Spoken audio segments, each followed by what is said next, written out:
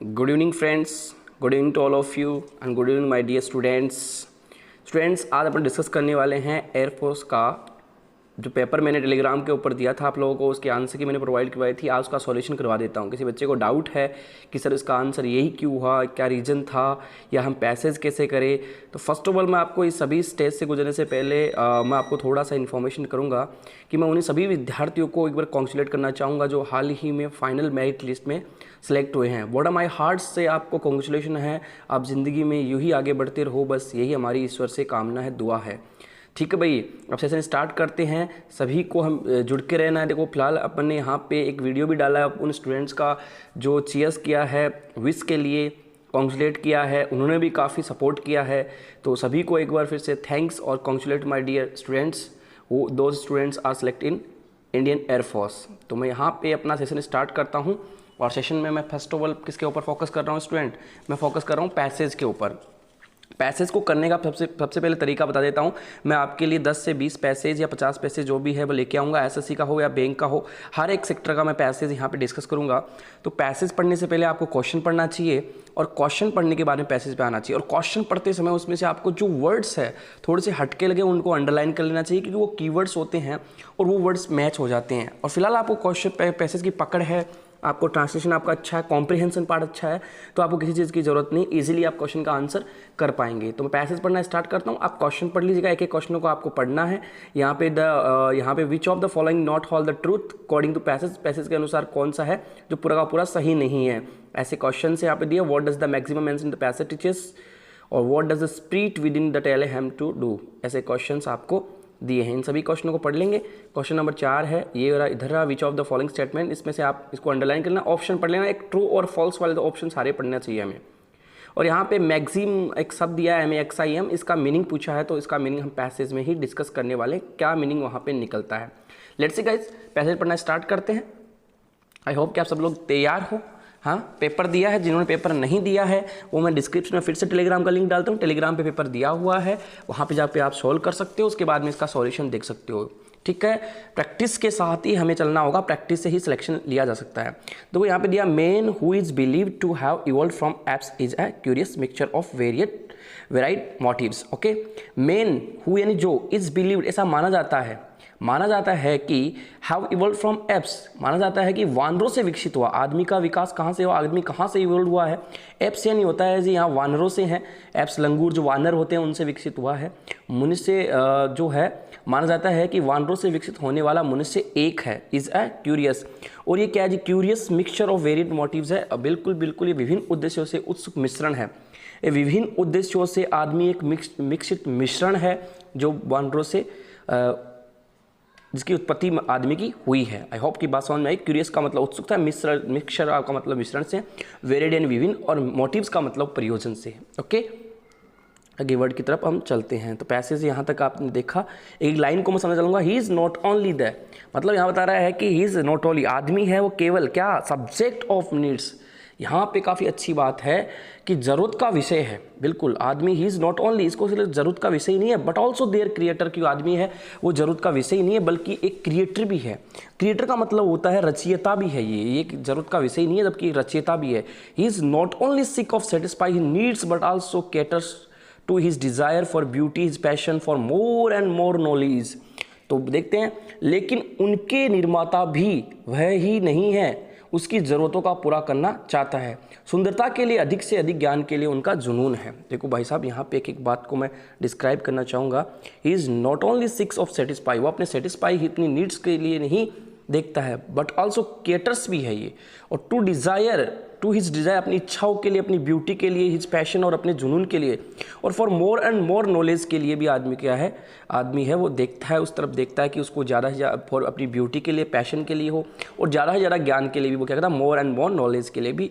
All दो का pair होता है यट या कोमा, तो कोमा लगी हुई है। ऑल दो, यद्यपि, बात करें हम हालांकि, इन अ जनरल वे, हम हालांकि एक सामान्य तरीके से हम बात करें, जनरल वे में हम बात करें, the maxim necessity is the mother of invention is by the means.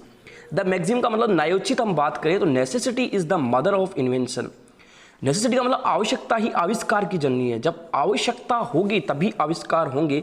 Bye no means the whole truth. लेकिन ये बात कंप्लीट सही नहीं है। जब आविष्कार नहीं होंगे इसका मतलब नहीं है ना कि हम जी नहीं पाएंगे, ये बात पूरी सही नहीं है। ठीक है, पैसेज में भी पूछा गया था आपसे, man is something much greater, आदमी है उसको बड़ा महान बताया गया है, एंड इंटेलिजेंट और बुद्धिमान बताया गया है, बीइंग यूजिंग किसी भी चीज़ को यूज करने में, हिज इंटेलेक्ट और उसकी बौद्धिक क्षमता है to make newer invention from time time, और आदमी ने नए नए आविष्कार समय समय पर किए हैं। यहाँ पे टाइम टू टाइम, दो सेम नाउन किसी प्रेपोजिशन से जुड़ता है वो सिमिलर होता है, सिंगुलर होता है, dot to dot, time to time, day by day, और डेज बाय डे नहीं होता, टाइम्स टू टाइम नहीं होता, टाइम टू टाइम ही होगा। यहाँ पे ग्रामर की हमने बात की है। ओके, तो यहाँ समझ लेते हैं, he has with his capacity to cut down. हाँ जी, he has within his capacity, अपनी क्षमता के अनुसार, टू कट डाउन, कटौती भी की आदमियों ने। क्या कटौती की? हिज नीड्स, अपनी आवश्यकताओं को भी इन्होंने क्या किया? कटौती की है। And learn to be happy, और उसने सीखा है खुश रहना, विद वॉट ही है, जितना उसके पास है, वॉट ही है, जितना उसके पास है उसी में आदमियों ने खुश रहना भी सीखा है। ये बात बिल्कुल सही है। यहाँ पे आदमियों ने जितना था उनके पास उसी में खुश रहना सीखा है। ठीक है, यहाँ तक बात समझ में आपको आ गई होगी। Got it my point. ठीक है, आगे हम बात कर लेते हैं, वैसे चलते द रियल पर्पज, वास्तविक जो उद्देश्य है। यहाँ पे असली जो उद्देश्य है, रियल का मतलब यहाँ पे असली उद्देश्य है। ठीक है, असली उद्देश्य क्या है? Underlying this maximum lies is the utility in the word sense. देखो यहाँ पे अंडरलाइंग इज द मैक्सिमम, जो न्यायोचित बात है, यूटिलिटी उपयोगिता है, वर्ड सेंस, उसकी बात हम यहाँ पे कर रहे हैं। असली उद्देश्य इस कहावत का, इस बात का यही है, पालना करना है। असली उद्देश्य इस बात का पालना करना है, पालना करना है। ठीक है, बात समझ में आ गई कि क्या पालना करना है। वर्डली सेंस का मतलब यहाँ सांसारिक अर्थों में इसकी उपयोगिता में निहित है। सांसारिक अर्थों में आदमी की उपयोगिता में यहाँ पे यूटिलिटी का मतलब निहित है। इट टेल्स, ये भी बात यहाँ पे ध्यान देने वाली है, सांसारिक अर्थों में इसकी उपयोगिता पे निहित है, हमें ऊपर उठने और उनके लिए नहीं। यहाँ पे बता रहा है, it tells ups to be and doing, हमें ऊपर उठने के लिए और उनके लिए नहीं है। नोट बी पैसिव, हमें पैसिव नहीं होना है। पैसिव का मतलब होता है आलस में चला जाना, कुछ काम ही नहीं करना। इसका मतलब ये नहीं है कि हमें काम नहीं करना है, हमें ऊपर उठने के लिए नहीं करना है, ऐसा कुछ भी नहीं है। हमें क्या? पैसिव एटीट्यूड टू लाइफ, हमें कभी भी अपना रुख या रवैया है वो पैसिव नहीं रखना है। It ask not to remain slave, और नहीं हमें क्या करना है, इट आस्क ये हमें पूछता है, नॉट टू रिमेन, हमें गुलाम बन के नहीं रहना है, ऑफ ओल्ड हैबिट्स की, हम पुरानी चीज़ों को ही साथ में लेके चले, हमें नए आविष्कार करना ही नहीं चाहिए, ऐसा भी नहीं होना चाहिए। एंड वेज ऑफ लाइफ, और जीवन के जो तरीके हैं उनमें हमेशा उसी ओल्ड हैबिट्स में नहीं जीना है, हमें हमेशा हट के भी कुछ करना है। ये नहीं कह रहा कि भाई आपको आविष्कार नहीं करने, बिल्कुल करने हैं, आपको नई नई चीज़ें सीखनी है और इवॉल्व करनी है। We must face new situation, हमें नई नई सिचुएशन को फेस करना चाहिए, और क्रिएटिव माइंड, हमेशा रचनात्मक दिमाग रखना चाहिए, कुछ ना कुछ सीखते और सिखाते रहना चाहिए और बनाते रहना चाहिए। एवरी न्यू डिफिकल्टी, हर एक नई चुनौती, एवरी प्रॉब्लम, और हर एक समस्या, विच कन्फ्रंट्स, यहाँ पे ध्यान देने वाली है, हर नई कठिनाई और हर एक समस्या हमें जीवन में सामना करती है, तो हमें विच कन्फ्रंट सामना करना है, हमें इन लाइफ हमारे जीवन में सामना करना है हमें। And can be talk successfully, ये बात बिल्कुल सही है, उस बात की जा सकती है कि समस्या हो जीवन में या कोई भी कठिनाई है, हमें सामना करना है उनका, उसी बात की जा सकती है। इट कैन बी टॉक्ड, उसकी बात की जा सकती है successfully with the spirit of inventiveness, मतलब सफलतापूर्वक आविष्कार की भावनाओं के साथ उस चीज़ के बारे में बात की जा सकती है। अब एक ही क्वेश्चन को आपने पढ़ा है, क्वेश्चन बोला which of the following not hold the truth according to the passage, ऐसी कौन सी बात है जो पैसेज के अनुसार कंप्लीट सही नहीं है।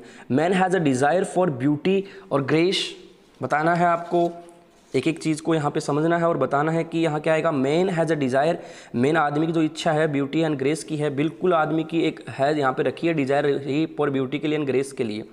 Necessity is the mother of invention, ये बात पूरी सही थी कि आविष्कार ही नेसेसिटी का मतलब आवश्यकता ही आविष्कार की जननी है, बिल्कुल नहीं भी हो तो भी चलेगा। ये बात यहाँ पे man desire to cut his needs and wants, समय समय पर आदमी ने अपनी इच्छाओं को कटौती की है। Man learns to be happy with what he has, आदमी ने खुश रहना सीखा जितना उसके पास है उसी में। बिल्कुल यहाँ पे 3 बात सही है, 1 बात गलत है, 2 नंबर आंसर होगा, क्योंकि पूरी बात कंप्लीट सही नहीं है कि आविष्कार ही आवश्यकता की जननी है। ऐसा होगा तो ही आदमी सर्वाइव कर पाएगा। पैसेज में भी कहा था कि ये कंप्लीट सही नहीं है, मैं ऊपर लेके चलता हूँ पैसेज की तरफ, आपको वहाँ समझ में ये बात आएगी। देखो पैसेज में मैं आपको दिखाता हूँ, ये कहीं ना कहीं ये बात आपके सामने टकराई थी और आप पैसेज में देख सकते हो, उसमें नोट लिखा हुआ आपको मिलेगा। ये रहा, यहाँ पे मैं एक बार इसको हाईलाइट कर देता हूँ मार्कर से। ठीक है भाई, ये आया था यहाँ पे नेसेसिटी, ये रहा, necessity is the mother of invention by no means the whole truth, मतलब इसका मतलब ये नहीं कि कंप्लीट सही है, ठीक है भाई, यहाँ पे ये बात बिल्कुल सही नहीं थी। तो यहाँ पे आंसर कौन सा हो गया बच्चे? आंसर 2 करेक्ट है। ठीक है, आगे तरफ चलते हैं। What does the maximum mentioned in the passage teaches us? मतलब क्या बात है जी? व्हाट डज द मतलब मार्ग में उल्लेखित अधिकतम हमें क्या सिखाता है? जो व्हाट डज द मैक्सिमम, जो ज़्यादा न्यायोचित बात है, व्हाट यानी क्या, डज यानी है, द मैक्सिमम मेंशन कौन सी बात उल्लेखित की गई पैसेज में जो हमें सिखाती है? बताना भाई, फटाफट आंसर बताना है। कौन सी बात उल्लेखित है जो पैसेज में हमें सिखाती है? To be worldly in the strict of sense of term, to endeavour जो प्रयास है, कौन सा लगातार create new passion and desire, ये वाली बात है, या to be active life and something be help mankind, कि हमेशा लाइफ में एक्टिव होकर मैनकाइंड की हेल्प करनी चाहिए, to be positive life and get involve for our work. बताओ भाई, फटाफट आंसर करना चाहिए। यहाँ पे सेंस ऑफ ह्यूमर का आंसर है, बहुत इजी एंड इफेक्टिव आंसर होगा। To be worldly in the strict sense of term, ये वाली बात है वो पैसेज में हमें सिखाई है। इसका मतलब यहाँ पे समझना है, शब्द का सख्त अर्थ में होना होता है, किसी बात को आप उसी टाइम पे सख्ती से ले लेते हो, वो ये worldly in the strict sense of term आप में होना चाहिए। ये पैसेज में हमें सिखाया गया है। सिचुएशन हो कैसी भी हो, मतलब आपके पास जितना है उसी में खुश रहना सीखो, उसी में आप अपने आप को कैसे सर्वाइव करते हो, ये बात पैसेज में हमें स्ट्रिक्टली सिखाई है कि भाई इन्वेंशन होगा तो ही हम सर्वाइव कर पाएंगे, ऐसा कुछ भी नहीं है। जो है उसी में भी आदमी ने समय समय पर रहना सीखा है और अपने नॉलेज के साथ। बिल्कुल यहाँ पे आंसर 1 नंबर होगा। आई होप कि ये क्वेश्चन बहुत आसान था, लॉजिक बेस्ड क्वेश्चन था, समझ में आ गया होगा। 1 नंबर क्वेश्चन का आंसर होगा। What does the spirit within man tell him to do? यहाँ पे बताएंगे भाई, मनुष्य के भीतर की भावना, मनुष्य के भीतर की भावना उसे क्या करने के लिए कहती है? What does the spirit, जो भावनाएं होती है विद द मैन के अंदर आदमी के, टेल हिम टू डू, क्या करने के लिए कहती है? बताओ भाई, फटाफट आंसर होना चाहिए। 3 में क्या आएगा? To be a mixture of varied motives, ये कहती है भाई टू बी मिक्सचर आदमी है, वो मिश्रण है विभिन्न प्रकार की प्रयोजन का। To be evolve the situation of intelligently, to cut his desire and passion, बिल्कुल आदमी की भीतरी भावना ये कहती है टू कट, कटौती की है आदमी ने समय समय पर। क्या किया जी? अभी ऊपर भी बताया था मैंने, टू कट हिज डिजायर, अपनी इच्छाओं को उन्होंने दमन किया, इच्छाओं को मारा है, एंड अपने पैशन, अपने जुनून को उन्होंने हमेशा टू कट डाउन किया। अपनी इच्छाओं को, इच्छाएं बहुत होती है लेकिन समय के साथ उसी सिचुएशन में रहना सीखना हमें पड़ेगा। अभी लॉकडाउन चल रहा है तो हमने अभी कट डाउन कर रखा, कटौती कर रखी है, मतलब अपनी इच्छाएं बहुत है, बाहर जाने की, घूमने की है, लेकिन जिसमें है उसी में भी आदमी खुश रहना सीख सकता है। तो यहाँ आंसर 3 नंबर होगा, एप्रोप्रिएट आंसर 3 नंबर होगा। It's a very easy question. आगे क्वेश्चनों की तरफ चलते हैं। क्वेश्चन नंबर मैं यहाँ पे डिस्कस कर रहा हूँ बच्चे। क्वेश्चन है to acquire more and more wealth and comforts, ये वाली बात तो पैसेज में आई भी नहीं थी। Which of the following statement is या are true in the context of the passage? Passage में कौन सा कथन है या कितने कथन है जो सही है? कॉन्टेक्स्ट मतलब यहाँ पे संदर्भ के अनुसार आपके हिसाब से, तो एक एक संदर्भ को आप पढ़ लीजिएगा, जितना होंगे उतना आपका आंसर होगा। Man should be passive in attitude is life, आदमी का रवैया हमेशा पैसिव होना चाहिए, नहीं होना चाहिए। यहाँ पैसेज में आप जाके देख सकते हो, पैसेज में ऐसी बात नहीं बताई है। पैसेज में कहा गया है कि आदमी को नो पैसिव होना चाहिए। देखो मैं यहाँ पे आपको दिखाना भी चाहूँगा थोड़ा सा, कहीं भी एक लाइन आई आपका, बस वो होना चाहिए रीडिंग कॉम्प्रिहेंशन। कहाँ पे ये बात आई है? फटाक से आपका रीडिंग अच्छा होना चाहिए। देखो यहाँ पे ये वाली बात आई है, ये रहे नोट टू बी पैसिव। देखो वो तो बोल रहा है शुड होना चाहिए, ये बोल रहा है कि not to be passive in our life attitude, नहीं होना चाहिए। तो इसका मतलब ये वाली बात तो सही नहीं है। 1 नंबर तो कट गई। 2 नंबर बात पढ़ते हैं। क्वेश्चन नंबर 4 कर रहा हूँ। 4 में कौन सा आंसर होगा? स्पिरिट ऑफ इवेंटिनेस में नॉट, स्पिरिट जो आध्यात्मिक इवेंटिनेस रचयिता है, may not stand good stead in solving every new problem. May not stand, जो प्रॉब्लम आए, समस्या है, उसको फेस करना चाहिए यार। मे नोट नहीं करना, नहीं कर सकते क्या? मे नोट नहीं आएगा, मतलब ये वाली बात भी गलत है। Man has a passion for more knowledge, man has, आदमी के अंदर पैशन है, जुनून है, फॉर मोर नॉलेज, अधिक ज्ञान प्राप्त करने का। बिल्कुल ये वाली बात सही है। 3 नंबर, तो यहाँ ऑप्शन कौन सा होगा? यहाँ पे ऑप्शन आपका 3 नंबर आंसर। यहाँ पे एक second, sorry for that, 3 number question का आंसर करेक्ट होगा। आई होप कि आपने ये क्वेश्चन भी हवा में सॉल्व कर लिया होगा। और बाकी मैं पैसेज की सीरीज़ लेके आऊँगा, ट्रिक से पैसेज पढ़ाने की सीरीज लेके आऊँगा, वहाँ पे मैं पैसेज करने का तरीका और भी आपको अच्छा वाला बताने वाला हूँ। तो जुड़े रहना है हमें। कंटिन्यू क्वेश्चन नंबर 5 की तरफ चलते हैं। क्वेश्चन नंबर 5 हमें क्या कहता है? Which of the following similar meaning of the word maxim is use the passage. Passage के अनुसार यहाँ मैक्सिम का अर्थ क्या है? पैसेज के अनुसार बताना है। बताओ भाई। प्रिंसिपल तो सिद्धांत होता है, PRINCIPL, प्रिंसिपल या थियरी, सिद्धांत से एक प्रिंसिपल होता है, वो प्रधानाध्यापक है। वैल्यू गुण वाला होता है। ये ऑब्जर्वेशन का मतलब होता है यहाँ अवलोकन करना, और जस्टिफिकेशन का मतलब न्यायोचित। बताओ भाई कौन सा आंसर होगा? फटाफट आंसर आना चाहिए। तो मैक्सिम का मतलब होता है जस्टिफिकेशन, न्यायोचित। ध्यान रखना, मैक्सिम का मतलब होता है जस्टिफिकेशन, न्यायोचित। ठीक है, इजी सी हो गया। क्वेश्चन नंबर 5 का आंसर क्या हो गया? 4 हो गया। To turn out of city, to turn out of city का मीनिंग क्या है? To turn out of city, बताओ भाई। क्वेश्चन पढ़ लेते हैं, ऊपर ऊपर चलते हैं। Choose the one of which can be substitute for given words in the following question. One word है, वन वर्ड आपको बताने है, ये वन वर्ड का कौन सा? तो to turn out of city, city society, sorry, to turn out society से टर्न आउट कर देना, सोसाइटी से टर्न आउट कर देना मीनिंग क्या है? बताओगे भाई, फटाफट बताओ भाई। सोसाइटी से टर्न आउट कर देना, उदाहरण सोसाइटी से किसी आदमी को निकाल दे, निष्कासित कर देना, जैसे राम को वनवास मिला था वो वाली बात। ये एक्सपेल फ्रॉम कम्युनिटी और ग्रुप, किसी भी कम्युनिटी या ग्रुप से एक्सपेल कर देना, निकाल देना, उसे कहते हैं ऑस्ट्रासाइज। ध्यान रखना, आंसर 2 नंबर होगा। निष्कासित कर देना मतलब आप देश निकालना कर देना, ऑस्ट्रासाइज कर देना। ठीक है, एक्सपेल कर देना कहाँ से? एक्सपेल के साथ फिक्स प्रिपरेशन आती है, EXPEL, एक्सपेल फ्रॉम कम्युनिटी और ग्रुप से। और ध्यान रखना, डिस्कार्ड का मतलब क्या होता है? बताओ भाई, डिस्कार्ड क्या होता है? डिस्कार्ड का मतलब अलग करना, पृथक्करण करना। और बायकॉट, बायकॉट वर्ड तो बहुत सुना होगा, बायकॉट कर दिया मतलब बहिष्कार कर देना। बायकॉट का मतलब ये किसके लिए होता है? बायकॉट बता देता हूँ। बायकॉट होता है रिफ्यूज, REFUSE, रिफ्यूज। किसके लिए refuse? Refuse to sponsor, SPONSOR, sponsor या टू डू बिजनेस, ऐसे कह सकते, टू डू बिजनेस, किसी बिजनेस को करने में, ऐसा कह सकते हो, किसी बिजनेस को करने में मना कर देना या किसी चीज़ को स्पॉन्सर करने में मना कर देना, वो है बायकॉट कर देना, बहिष्कार कर देना कि भाई अब मैं काम नहीं करूँगा। और turn out, turn out phrasal verb है, टर्न आउट का मतलब होता है बाहर निकाल देना। ठीक है भाई, टर्न आउट फ्रेजल वर्ब, बाहर निकाल देना। 6 का आंसर क्या हो जाएगा? वन वर्ड है, 2 नंबर। ध्यान रखना बच्चे, एक चीज़ समझा दिया, डिस्कार्ड यानी पृथक्करण करना, बायकॉट होता है यहाँ पे क्या? रिफ्यूज टू स्पॉन्सर कर देना या टू डू बिजनेस के लिए आएगा। ऑस्ट्रासाइज आता है एक्सपेल फ्रॉम कम्युनिटी या ग्रुप से कर देना, ऑस्ट्राइज होगा। ठीक है, 7 क्वेश्चन की तरफ चलते हैं। 7 क्वेश्चन भी वन वर्ड है और बताना है इसका मीनिंग क्या होगा। द स्टडी ऑफ कॉइन, सिक्कों का अध्ययन क्या कहलाता है? बताओ भाई, सिक्के का अध्ययन क्या होता है? न्यूमिस्मेटिक्स होता है। 3 नंबर आंसर हो जाएगा, बहुत इजी था। फिलेटलिस्ट क्या होता है? फिलेटलिस्ट का हिंदी मीनिंग मैं बता देता हूँ। फिलेटलिस्ट का मतलब होता है टिकट संग्रह करता, टिकट को जो संग्रह करता है उसे फिलेटलिस्ट कहते हैं, टिकट संग्रह करता। वन वर्ड कैसे पूछेगा? ए पर्सन हु कलेक्ट्स और स्टडीज स्टाम्प्स, ए पर्सन एक व्यक्ति, हु यानी जो, कलेक्ट्स यानी एकत्रित करता है, स्टडीज करता है, स्टाम्प्स यानी टिकटों को एकत्रित करता है, उसे कहते हैं फिलेटलिस्ट, संग्रह करता, सॉरी। मैटिन्स क्या होता है? मैटिन्स का मतलब होता है प्रातःकालीन की प्रार्थना होती है, उसे कहते हैं प्रातःकालीन की प्रार्थना होती है, उसे कहते हैं मैटिन्स। ठीक है, वन वर्ड क्या आएगा? The service of morning prayer, the service of morning prayer है, उसे हम मैटिन्स कहेंगे। न्यूमिस्मेटिक्स हो गया सिक्कों का अध्ययन। हीडोनिज्म क्या होता है? हीडोनिज्म का मतलब होता है सुखवाद, जो सुखवाद होता है उसे कहते हैं। तो वन वर्ड क्या होगा? The belief that pleaser is the most important thing in life. The belief, ऐसा बिलीव दैट प्लीजर, जिसमें खुशी हो, इज द मोस्ट इंपॉर्टेंट हो थिंग इन लाइफ, जिंदगी के अंदर क्या हो जी? सुख की सुखों से हीडोनिज्म कहते हैं, सुखवाद या भोगवाद कहेंगे। ठीक है भाई, एडियम्स एंड फ्रेजेज आ चुके हैं। 8 नंबर का क्वेश्चन है, वो एडियम्स एंड फ्रेजेज की तरफ लेके आपको चल रहा है। डिस्कस करते हैं। ट्रम्पिड अप ए स्टोरी, तो दैट फेलो, उस फेलो ने क्या किया? ट्रम्पिड अप ए स्टोरी। तो ट्रम्पिड अप का मतलब क्या होता है? ट्रम्पिड अप बताओ भाई, इडियम्स कोई बता सकता है? ट्रांसलेटेड होगा सैंग with the music of A trumped, सैंग यानी गाया उसने, म्यूजिक को गाया किसके साथ? ट्रम्पिड होता है तुरही के साथ गाया है ना, सेम मीनिंग तो नहीं होगा। कॉनोकेटेड होगा या कॉपीड होगा? बताओ भाई क्या होगा? ट्रम्पिड का मीनिंग जिसको आता है वो इजीली इसको कर सकता है। ट्रम्पिड का मतलब होता है पछाड़ देना। यहाँ पे ट्रम्पिड शब्द का मतलब क्या होता है? तो ट्रम्पिड का मतलब होता है कनोकोटेड। कनोकोटेड का मतलब होता है मन गढ़त या कपट जाल।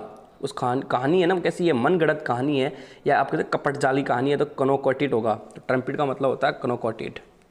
कॉनकोटेड का मतलब यहाँ पे मन गढ़त है, कपट जाल है। ओके, आंसर 3 नंबर यहाँ पे हो जाएगा। कौन से क्वेश्चन? 8 का आंसर है बच्चे, वो 3 नंबर होगा।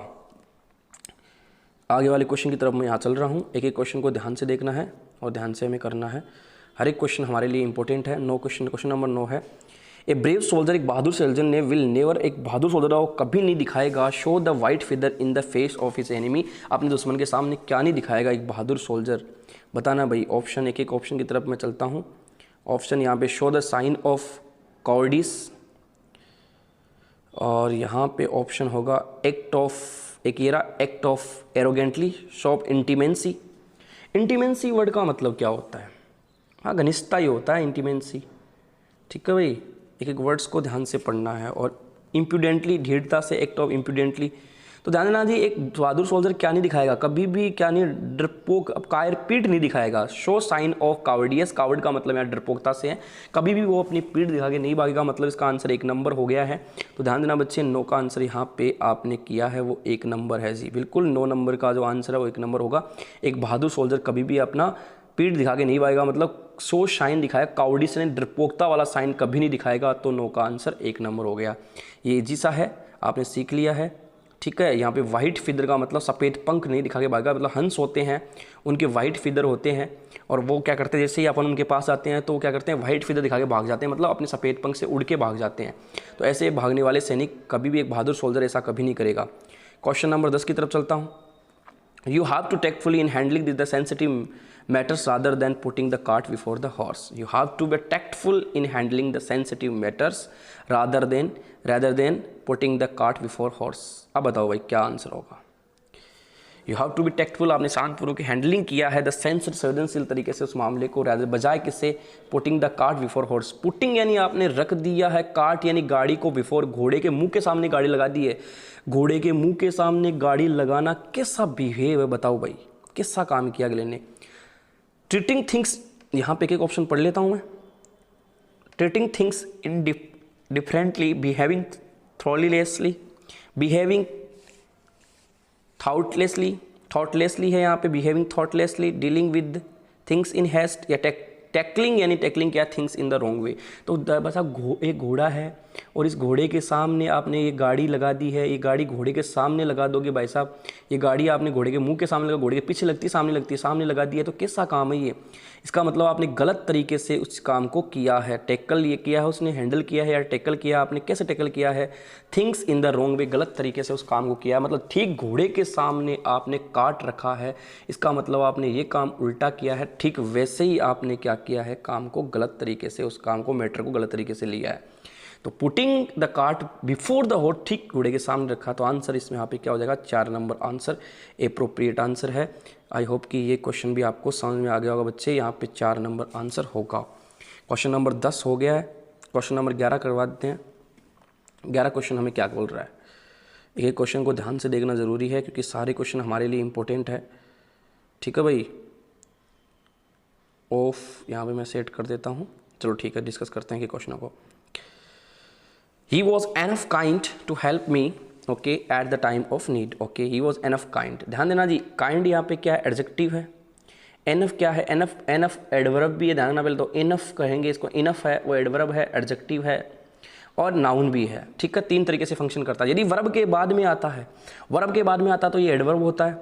अभी देखना, एडजेक्टिव के बाद 2 एडजेक्टिव आए, यहाँ पे नाउन के लिए आता है एडजेक्टिव, तो एडजेक्टिव ये है और ये भी क्या है, यहाँ पे ये एक एडजेक्टिव नहीं है, अब ये नाउन है, तो ये नाउन के बाद में आएगा, अभी खुद नाउन बन जाएगा, तो काइंड एनफ होगा, क्या होगा, काइंड एनफ, ठीक है। जैसे ही इज एनफ रिच की रिच एनफ, अब वहाँ पे रिच एनफ होगा, जैसे काइंड एनफ होगा, ऐसी बात है। तो अब ऐसा एनफ मनी की मनी एनफ, मनी एनफ नहीं होगा, एनफ मनी होगा, कि मनी खुद नाउन है और एनफ वहाँ एडजेक्टिव बन जाएगा, ठीक है। तो नाउन ये एडजेक्टिव कैसे बनता है एनफ, तो मैंने कहा कि आई हैव एनफ मनी, तो एनफ बाद में एनफ आएगा और आगे क्या आएगा, या मोदी इज़ एनफ मनी, या Virat Kohli has enough money, या मोदी हैज़ एनफ मनी, ऐसे एनफ का एनफ एडजेक्टिव है और ये मनी नाउन है, तब ये क्या एडजेक्टिव बन जाता है। अभी फ़िलहाल ये क्या है, नाउन है, और नाउन है तो भाई साहब आपको ध्यान से देखना है, करना क्या है। अब इस एनफ को इधर लेके जाओगे, काइंड को इधर लेके आओगे, तो क्या होगा, he was kind enough. A part में एरर होगा, जिन बच्चों ने ए किया है क्वेश्चन नंबर 11 में, उनका आंसर बिल्कुल सही है। क्वेश्चन 12 की तरफ चलते हैं। For the first few days, यहाँ पे द फर्स्ट क्यों लगा, आर्टिकल द लगा हुआ क्योंकि ऑर्डिनल नंबर है। फ्यू क्यों आया, फ्यू के बाद में प्लूरल आता है। He was quite embraced because he did not know, इधर पास्ट है तो इधर पास्ट है, डिड नॉट के बाद में वेस्ट फॉर्म आई टू स्टार्ट द कंप्यूटर। ध्यान देना बच्चे, डेज के लिए फॉर का यूज नहीं होता, इन द फर्स्ट, इन का यूज होगा in the first few days, मतलब इन द फर्स्ट यानी जो पहले वाले कुछ दिनों में, तो इन यानी पहले वाले कुछ दिनों में, मे का मीनिंग कौन देगा, इन देगा, तो यहाँ पे फॉर नहीं आएगा, इन आएगा। ये लॉजिक क्वेश्चन है, कॉम्प्रीहेंशन बेस्ट क्वेश्चन है, ऐसे क्वेश्चन बहुत कम पूछ जाते हैं, आराम से हो सकता है, कोई टिपिकल नहीं है। क्वेश्चन नंबर 13 की तरफ चलते हैं। क्वेश्चन नंबर 13 बहुत आसान क्वेश्चन था, किसने भी कर लिया होगा। क्वेश्चन नंबर 12 में प्रॉब्लम हुई होगी क्योंकि मीनिंग बेस्ड था, फॉर के लिए नहीं, कुछ दिनों के लिए नहीं, कुछ दिनों में। तो पहले वाले कुछ दिनों में क्या हुआ, ही वॉज क्वाइट एम्ब्रेस्ड हुआ वो, because he did not know, वो नहीं जानता था, एम्ब्रेस शर्मिंदा हुआ वो। अब शर्मिंदा क्यों किया गया उसको? Because he did not know, बेचारा नहीं जानता था कि टू स्टार्ट द कंप्यूटर कैसे स्टार्ट करे। कंप्यूटर स्टार्ट करना नहीं आएगा तो कितने लोग वहाँ बैठे रहते, तो आप इम्प्रेस्ड फील करते हो अपने आप में। नथिंग एल्स, कुछ भी, then pride stopped him from coming here. बहुत आसान क्वेश्चन है, कंजक्शन का क्वेश्चन है। एल्स, जैसे मैं आपसे पूछता हूँ कि आपको एक चीज़ बतानी है, वो चीज़ आराम से, नॉट ओनली का पेयर क्या होता है? आप कहोगे सर बट आल्सो, आइदर का और नाइदर का नोर होता है। वैसे एल्स का पेयर है वो देन नहीं होता है बच्चे, एल्स का पेयर है वो देन नहीं होता है, एल्स का पेयर क्या होता है? बट होता है। इसलिए देन के स्थान पे क्या आएगा? बट आएगा। ये काफ़ी आसान क्वेश्चन है, आगे से ध्यान रखना। नथिंग एल्स, समथिंग एल्स जो भी है उसका बट आएगा। नथिंग एल्स का पेयर, एल्स का पेयर क्या होगा? एल्स का पेयर बच्चे बट होगा। तो बोलो कौन से पार्ट में एरर हुआ? तो आप कहोगे सर यहाँ पे क्वेश्चन नंबर 13 में पार्ट नंबर कौन सा है भाई? ये यहाँ पे नथिंग एल्स 1 और यहाँ पे ये पार्ट नंबर 2 में एरर हुआ। आप काफ़ी आसान था, ईजी से ईजी वे में आपने इस क्वेश्चन को कर लिया है। ठीक है भाई, अगले क्वेश्चन की तरफ हम चलते हैं। If you are not feeling well, if you are not feeling well, बहुत आसान क्वेश्चन था। कंडीशनल सेंटेंस का इधर आर प्रेजेंट टेंस है, तो आगे वाले में क्या जी? ये देखो प्रेजेंट मॉडल है, मतलब ये सही है। ठीक है, lay down rest, if you are not feeling well, यदि आपकी फीलिंग अच्छी नहीं है, मतलब अच्छा फील नहीं कर रहे हो, तो यू मस्ट, आपको क्या करना चाहिए? Lay down and rest. आपको क्या करना चाहिए? ले डाउन का मतलब यहाँ पे क्या होगा? And rest. यहाँ पे फ्रेजल वर्ब की मिस्टेक है, ले डाउन नहीं आएगा, क्योंकि बात को हमें समझने की आवश्यकता है। मैं कुछ यहाँ पे एक्सप्लेन कर रहा हूँ। ये वर्ब बहुत कंफ्यूज करती है, आज इसको मैं कन्फ्यूजन खत्म कर देता हूँ। एल आई एक वर्ब होती है, लाई। लाई का मतलब बच्चे ध्यान रखना, मैं वर्ब बात कर रहा हूँ, झूठ बोलना ये वर्ब है। सेकंड फॉर्म होती है इसकी लाइड, थर्ड फॉर्म होती है इसकी लाइड। ठीक है, LIED। एक वर्ब है LIE, फिर से लाई, ये भी लाई वर्ब है। इस लाई वर्ब का मतलब होता है लेटना, ध्यान रखना जी, लेटना होगा इसका। तो इसकी सेकंड फॉर्म होगी LAY ले और LAIN लेन। ठीक है, अब ध्यान से हम चीज़ों को पढ़ना स्टार्ट करेंगे कि यहाँ पे आएगा क्या। ठीक है, एक वर्ब होती है यहाँ पे, एक वर्ब हो रहा है LAY ले। इस ले वर्ड का मतलब होता है रखना या अंडे देना, इसका मतलब होता है रखना या अंडे देना। इसकी सेकंड फॉर्म होती है LAID और LAID। ध्यान सुना, झूठ बोलने वाली की वर्ब ये होगी, लाई का मतलब लेटना, लेटने वाली की वर्ब ये होगी, और यहाँ पे जो ले शब्द आया है उसका मतलब होता है रखना या अंडे देना। ठीक है, तो यहाँ पे टेंस कौन सा है? तो आप कहोगे सर मॉडल आया मस्ट। मस्ट क्या है? मॉडल, और मॉडल के बाद में क्या आएगा? Base form. तो यहाँ पे कौन सी वर्ब आएगी? लाई डाउन आएगा, लाई डाउन। ले, तो यहाँ पे सेकंड फॉर्म होगी। लाई डाउन का मतलब होता है लेटना, मतलब आपकी फीलिंग अच्छी नहीं है तो आपको क्या करना? आराम करना चाहिए। तो ले डाउन का लाई डाउन होगा, लाई डाउन का मतलब होता है आराम करना। और ध्यान रखना बच्चे, ले डाउन का मतलब, ये ले डाउन है, इस ले डाउन का मतलब होता है नीचे रखना या स्थापित करना। तो यहाँ पे क्वेश्चन नंबर कौन से में आंसर? यहाँ पे आंसर सी आपका हो गया है। ठीक है भाई, ये समझ में आ गया। वर्ब का खेल था, 14 क्वेश्चन आपने इजी था, थोड़ा ध्यान देने वाली बात थी। 3 नंबर इसका आंसर हो गया। 15 क्वेश्चन की तरफ चलते हैं। 15 क्वेश्चन बहुत आसान है। वन ऑफ के बाद में क्या आगे वाला नाउन प्लूरल आता है और वर्ब सिंगुलर आती है। यदि रिलेटिव प्रोनाउन आ जाए, RP आ जाए, रिलेटिव प्रोनाउन आए, तो वर्ब हमेशा पास वाले के अनुसार आएगी। बोलो वर्ब क्या आएगी? तो वन ऑफ द टॉपर्स। अब यहाँ पे वन ऑफ के बाद में यदि वर्ब तुरंत बाद में वर्ब होती तो यहाँ नाउन प्रोनाउन तो प्लूरल आएगा, प्रोनाउन ऑब्जेक्टिव केस में आता है। ठीक है, noun pronoun plural, verb singular, लेकिन WH वर्ड कोई भी आए, रिलेटिव प्रोनाउन आए तो उसके पास वाले के अनुसार वर्ब आएगी। बोलो यहाँ टॉपर्स के अनुसार क्या आएगा? हैव आएगा। और यहाँ इज किसके लिए आया? वन के लिए आया है। ठीक है, वन ऑफ द टॉपर्स, सभी टॉपर्स है who have pass the IIT exam, उन्होंने IIT एग्जाम पास की, उनमें से एक टॉपर है इज माई रूममेट, वो मेरा रूममेट है। यहाँ इज, यहाँ वन के लिए आया। ठीक है, ये बात समझ में आ गई। तो क्वेश्चन नंबर 15 में कौन से पार्ट में एरर हुआ भाई? फटाफट बता दीजिएगा बच्चे। बिल्कुल 2 नंबर पार्ट में सर एरर हुआ, बिल्कुल 2 नंबर पार्ट में हुआ। आपका आंसर 2 नंबर हो गया है। पैसिव वॉइस के क्वेश्चन है 16 क्वेश्चन की तरफ चलते हैं। He did not trust anybody. ठीक है भाई, बहुत बढ़िया क्वेश्चन है। He did not trust anybody, आपको बे फॉर्म आनी चाहिए। डिड नॉट कौन सा टेंस है? पास्ट। पास्ट कहाँ जाता है? वॉजवर में। तो ऑप्शन ढूंढ लो, वॉजवर कौन से में? सर इसमें वॉजवर नहीं है, इसमें नहीं है, नीचे वाले में सर वॉजवर नहीं है, तो कौन से में वॉजवर? 1 नंबर में। ये आंसर हो गया आपका। बस डिड नॉट कहाँ टूटता है? डिड नॉट जाता है सिर्फ सीधा। और एनीबडी, एनी वाली सीरीज कहाँ टूटती है? नो में टूटती है। एनी की सीरीज हमेशा नो में टूटेगी, क्योंकि एनी का प्रयोग नेगेटिव सेंटेंस में होता है, इसलिए नो में। इसलिए यहाँ पे डिड नॉट आया, एनीबडी आया है। अब नोबडी आते ही क्या होगा? नोट की छुट्टी हो जाएगी, खुद नोबडी के साथ नेगेटिव है। और डिड नॉट कहाँ जाएगा? B+V third. तो आप ध्यान, डिड नॉट वॉज या वर में, वॉज या वर एक ही ऑप्शन में था। तो आपका सेंटेंस क्या हो गया? Nobody was trusted bye me, I did not trust anybody. ये बोल रहा कि मैं किसी पे ट्रस्ट नहीं किया। ऐसे नोबडी वॉज ट्रस्टेड मतलब बाई मी, मेरे द्वारा किसी पे भी ट्रस्ट नहीं किया गया था। क्वेश्चन आसान था, कर लिया, 1 नंबर आंसर हो गया है, समझ में आ गया होगा। आई होप कि आप सबको डिड नोट, देखो डूडस कहाँ जाता है, डूडस जाता है इज़एमआर में, वॉजवर कहाँ जाता है सर, वॉजवर जाता है, सॉरी डिड कहाँ जाता है, वॉजवर में, वॉजवर प्लस बी थर्ड, तो वो बी प्लस वी थर्ड आती है, पैसिव वॉइस होती है। बी प्लस वी थर्ड कैसे, बी वर्ब की first form is am are plus V third passive होगा, वॉजवर प्लस वी थर्ड होगा, been plus third form passive होगा और being plus third form passive होगा। क्वेश्चन नंबर 16 भी आपको समझ में आ गया होगा। 17 क्वेश्चन की तरफ चलते हैं। The boys were digging a hole in the ground, लड़के क्या कर रहे थे, ग्राउंड में एक गड्ढा खोद रहे थे। अब बताओ भाई, यहाँ पे बॉयज़ के अनुसार वर आया, आईएनजी आया, पास्ट कॉन्टिन्यूस टेंस है, आईएनजी कहाँ जाता है पैसिव से, बीइंग प्लस वी थर्ड, तो बीइंग प्लस वी थर्ड यहाँ पे एक ऑप्शन ये पड़ा।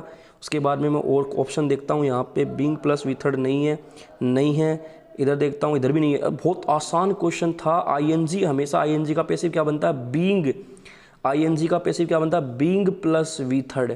तो एक ही ऑप्शन है अपने पास में, वो कौन सा है भाई, 17 में आंसर बता दीजिएगा। बहुत आसान क्वेश्चन है, इजी क्वेश्चन है, 1 नंबर सर आंसर होगा। बिल्कुल बच्चे आपने सही कहा, 1 नंबर इसका आंसर होगा। The hole was being dug in the ground by the boys.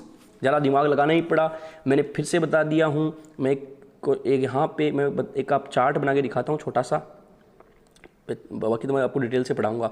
ये एक्टिव का है और ये पैसिव का है। यदि सेंटेंस में क्या हो, वर्ब की फर्स्ट फॉर्म या एस या येस हो एक्टिव में, तो पैसिव में क्या होगा, इज़एमआर प्लस वी थर्ड। यदि सेंटेंस में सेकंड फॉर्म हो तो इधर क्या आएगा जी, was were plus V third. यदि सेंटेंस में आईएनजी हो तो बीइंग प्लस वी थर्ड। यदि सेंटेंस में थर्ड फॉर्म हो तो बीन प्लस वी थर्ड। बस ये ध्यान रखने वाली बात है, बेसिक सी बात है, ध्यान रखना हमें। क्वेश्चन नंबर 17 का आंसर कौन सा हो गया भाई, 17 का सर 1 नंबर हो गया, शाबाश बेटा। अगला क्वेश्चन की तरफ चलते हैं। क्वेश्चन नंबर यहाँ पे 18 की तरफ हम रुक करते हैं जी। क्वेश्चन नंबर 18 आएगा, ये आ गया क्वेश्चन नंबर 18, ठीक है। क्वेश्चन नंबर 18 क्या बोलता है, क्वेश्चन नंबर 18 कह रहा है कि the audience loudly cheered the leaders speech. Audience ने लाउडली, है ना, जोर से क्या किया, चीयर किया था लीडर्स के स्पीच को, जो नेता था उसके स्पीच को लाउडली उन्हें चीयर किया था। क्या दिक्कत है सर, चीयर्ड आया, सेकंड फॉर्म आई है, सेकंड फॉर्म आई तो बच्चे क्या लगाना, was were plus V third, was were plus V third sir, was plus V third एक तो ये रहा। इसके बाद में इसमें नहीं है, 2 नंबर का आंसर नहीं हो सकता। 3 नंबर की तरफ चलते हैं। सर 3 नंबर में भी वॉज प्लस वी थर्ड नहीं है, क्योंकि यहाँ पे आपका सेकंड फॉर्म है, सेकंड फॉर्म कहाँ टूटता है, वॉज वर। 4 नंबर देख लो सर, 4 नंबर में वॉज है, तो आपका आंसर कौन सा हो सकता है, या तो आपका 4 नंबर या 1 नंबर।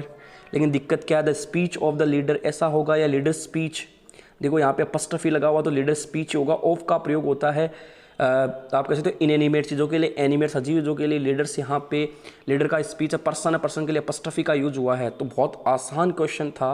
बताओ भाई आंसर कौन सा होगा, बी प्लस वी थर्ड वाला होगा। मतलब यहाँ आसान था, द लीडर स्पीच और लाउडली चीयर्ड बाई, मतलब ऐसा का ऐसा ये ऑब्जेक्ट है, इधर आगे क्या बन जाएगा, सब्जेक्ट बन जाएगा। आपने द स्पीच ऑफ लीडर्स ऐसा कुछ 4 नंबर देखो, the speech of the leader नहीं होगा, लीडर स्पीच होगा। जैसा दिया हुआ है ऑब्जेक्ट वैसा का वैसा ही रख दो, एक्स्ट्रा दिमाग मत लगाओ, कंफ्यूज करने के लिए करता है। तो 18 का आंसर बहुत आसान था, 1 नंबर हो गया है।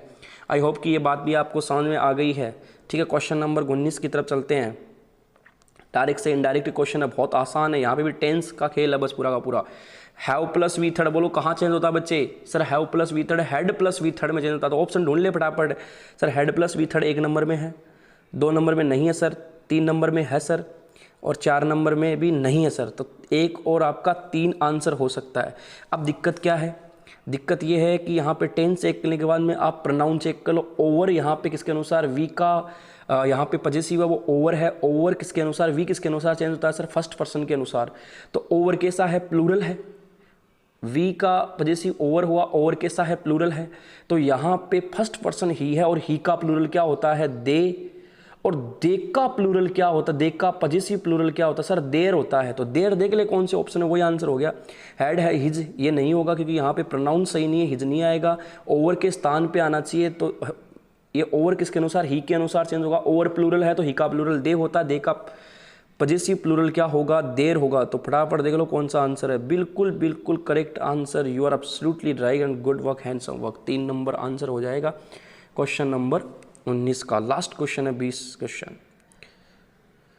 कोई बात नहीं है, 20 25 30 पेपर सेट में करवाऊंगा तो आसानी से, बस एग्जाम में यही आना है, आराम से आप कोई भी क्वेश्चन को हवा में सॉल्व कर लोगे। बस टाइम लग सकता है थोड़ा सा, क्योंकि आपकी रूटीन बनने में एक बार फिर से वक्त लगेगा, लेकिन पेपर सेट में आराम से करा दूंगा आपको। एग्जाम पहले 20 25 पेपर सेट हो जाएंगे, तो आपको इंग्लिश में कोई प्रॉब्लम नहीं आएगी, बस जुड़े रहना है। आरती सेड, आरती ने कहा I am in Hari. M यहाँ पे मेन वर्ब है। एम किस में चेंज होता है? तो सर एम होता है यहाँ पे इज एम आर चेंज होते हैं सर वॉज वर में। तो ऑप्शन ढूंढ ले बेटे, वॉज वर कौन से में? सर वॉज 1 नंबर में है सर, 2 में चेंज नहीं किया अगले ने, क्योंकि यहाँ पे ये क्या है जी आपकी रिपोर्टिंग वर्ब पास्ट में, तो टेंस चेंज होगा। सर यहाँ भी चेंज नहीं किया। रिपोर्टिंग वर्ब पास्ट में हो और आगे टेंस चेंज कब नहीं होता है? सर जब मैथमेटिक कैलकुलेशन और यूनिवर्सल ट्रूथ वगैरह हैबिचुअल एक्शन आ जाए, प्रोवर्ब्स कहावतें आए, इडियम्स आ जाए, तब चेंज नहीं होती है। बिल्कुल बच्चे सही कहा, लेकिन I am in Hari today, मैं जल्दी में हूँ आज, अब तो चेंज हो ही सकता है। ये कोई रूटीन कार्य नहीं है, हैबिचुअल एक्शन नहीं है, यूनिवर्सल ट्रूथ नहीं है, तो एम होगा वोज या वर में। तो वोज 1 नंबर में दे रखा है, 2 नंबर में इस चेंज नहीं किया, ये आंसर नहीं होगा, 3 नंबर भी नहीं होगा और 4 नंबर भी नहीं होगा। बहुत आसान क्वेश्चन था, हवा में उड़ा दिया। आपका आंसर कौन सा होगा भाई? आपका आंसर बेसिकली एक क्वेश्चन का आंसर 1 नंबर हो गया, 20 का आंसर 1 नंबर हो गया।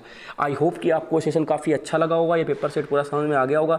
यदि इसमें भी आपको डाउट होता है तो कमेंट बॉक्स में लिख के बता दीजिएगा, या फिर हमारे टेलीग्राम लिंक पे जाके वहाँ पे कमेंट कर सकते हो। ये पेपर जिसने नहीं दिया है टेलीग्राम में, फिर से आपको लिंक डाल दूंगा डिस्क्रिप्शन में, वहाँ जाके देख सकते हो। एक इंपॉर्टेंट बात, इससे पहले एक पेपर सेट और करवाया था मैंने, डिटेल से डिस्कस किया था, वो पेपर सेट भी आप जाके देख सकते हो, उसका भी लिंक डिस्क्रिप्शन में आपको मिल जाएगा। ठीक है भाई, ठीक है, समझ में आ गया? समझ में आ गया तो प्लीज़ आपसे एक रिक्वेस्ट है, इसको शेयर करिए, लाइक करिए और सब्सक्राइब करना इस चैनल को नहीं भूलिए, और अपने फ्रेंड से भी सब्सक्राइब करवाए। Thank you so much, bye bye guys.